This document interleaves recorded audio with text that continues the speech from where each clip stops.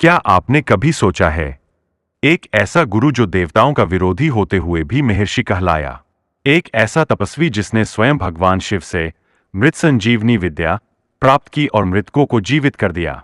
वह थे दैत्य गुरु शुक्राचार्य। शुक्राचार्य का जन्म महर्षि भृगु और माता काव्या के घर हुआ। उनका मूल नाम उशनास था। वे अत्यंत तेजस्वी, बुद्धिमान और तपस्वी बालक थे।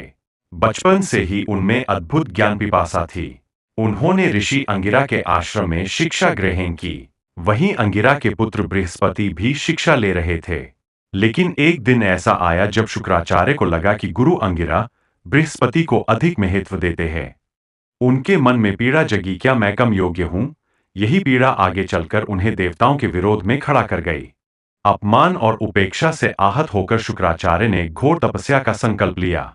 उन्होंने हजारों वर्षों तक भगवान शिव की आराधना की।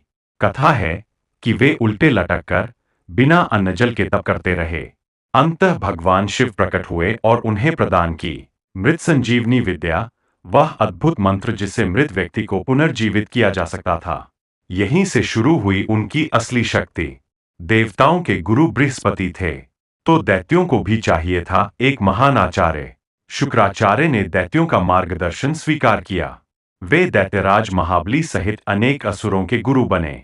जब जब देवता दैत्यों को युद्ध में मारते, शुक्राचार्य मृत संजीवनी से उन्हें पुनः जीवित कर देते। इससे देवताओं में भय फैल गया। देवताओं ने एक योजना बनाई।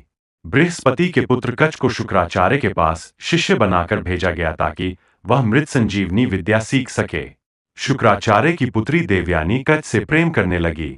दैत्यों ने कई बार कच्छ की हत्या की, लेकिन शुक्राचार्य ने हर बार उसे जीवित किया। एक बार तो कच्छ को मारकर उसकी भस्म शराब में मिलाकर शुक्राचार्य को पिला दी गई।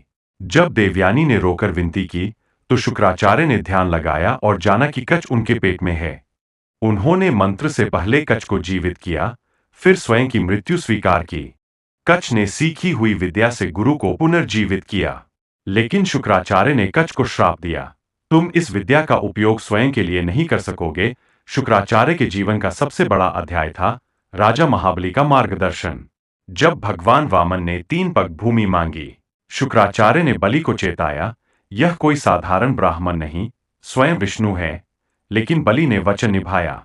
कथा है कि जब वामन ने जलपात्र से संकल्प लेना चाहा, शुक्राचार्य सूक्ष्म रूप में कमंडल के छिद्र में बैठ गए।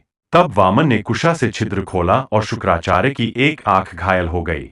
तभी से वे एक नेत्र वाले माने जाते हैं। शुक्राचार्य ने अंत तक दैत्यों को नीति, संयम और धर्म का पाठ पढ़ाया। वे केवल युद्ध के गुरु नहीं थे, वे राजनीति, ज्योतिष, आयुर्वेद और नीति शास्त्र के भी महान आचार्य थे। उनके नाम पर ही ग्रह शुक्र जाना जाता है, जो दाम्पत्य, वैभव, कला और भोग का कारक माना जाता है। दैत्य गुरु शुक्राचार्य केवल असुरों के गुरु नहीं थे, वे तप, त्याग, विद्या और संकल्प की जीवित प्रतिमा थे। उनकी कहानी हमें बताती है, जो मृत्यु को जीत ले, उसे संसार क्या हराएगा।